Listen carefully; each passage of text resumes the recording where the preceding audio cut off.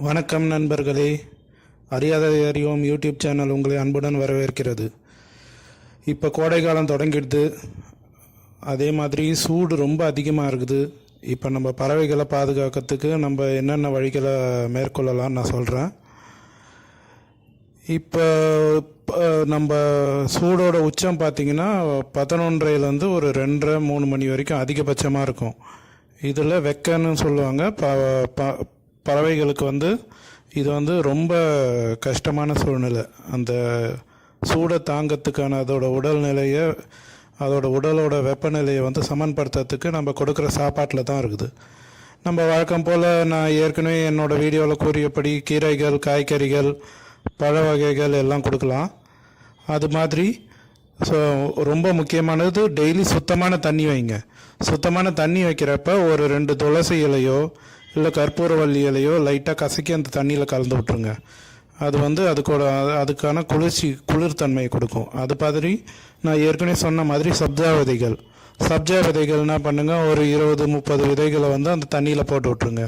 அது நல்லா ஊறி நம்ம ஜூஸில் சாப்பிட்றோம் இல்லைங்களா, சர்பத்தெல்லாம் கலந்து கொடுப்பாங்க. அந்த மாதிரியான சப்ஜா விதைகள் அதை நம்ம பறவைகளுக்கு கொடுக்கலாம். அது தண்ணியில் போட்டு வச்சிட்டோன்னா குளிர்ச்சியாக இருக்கும்.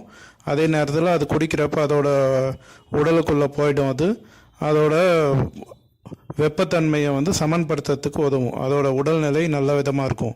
அதிகபட்சமான கீரைகள், முளைக்கட்டிய தானியங்கள், பழ வகைகள் எல்லாமே கொடுங்க. தர்பூசணி பழம் கொடுங்க. இப்போ தர்பூசணி பழம், வெள்ளரி பழம் ரெண்டுமே இருக்குது. ரெண்டுமே கொடுங்க. உங்கள் பறவைகள் அதுக்கு பழக்கலைன்னா காலையில் எந்த வித உணவும் வைக்காதீங்க.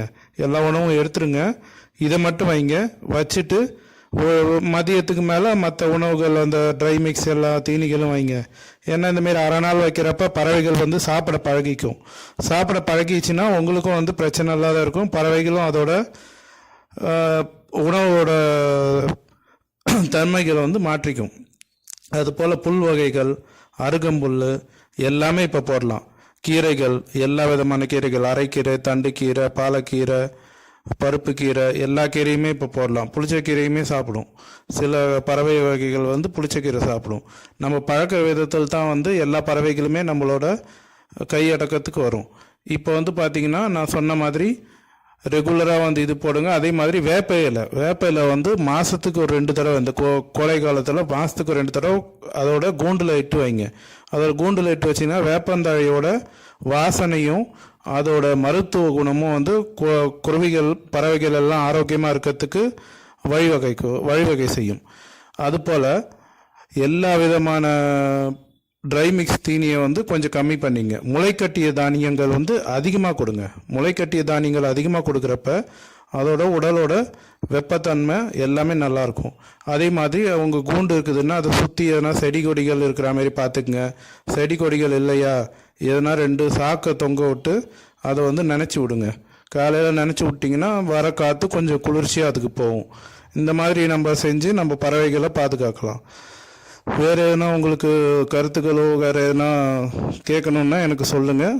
மறக்காமல் சேனல்ஸை சப்ஸ்கிரைப் பண்ணுங்கள், லைக் பண்ணுங்கள், கமெண்ட் பண்ணுங்கள், ஷேர் பண்ணுங்கள். என்னோட தொடர்ந்து அடுத்தடுத்த வீடியோக்களை பாருங்கள். நன்றி.